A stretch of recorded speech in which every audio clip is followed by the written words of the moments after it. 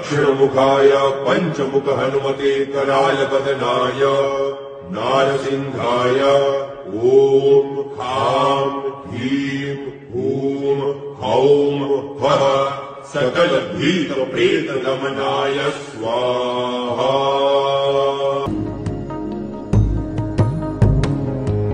नागेन्द्रहाराय त्रिलोचनाय भस्माकरागाय महेश्वराय नित्याय शुद्धाय दिगंबराय तस्मै नकाराय नमः शिवाय।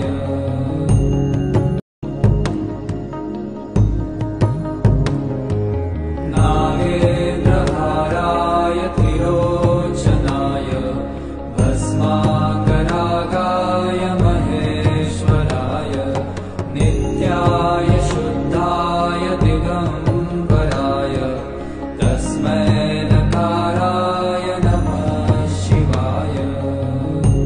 शरणं तत्स्यात् सर्वशत्रुहरं परं ध्यात्वा पञ्चमुखं रुद्रं हनुमन्तं दयानिधिम्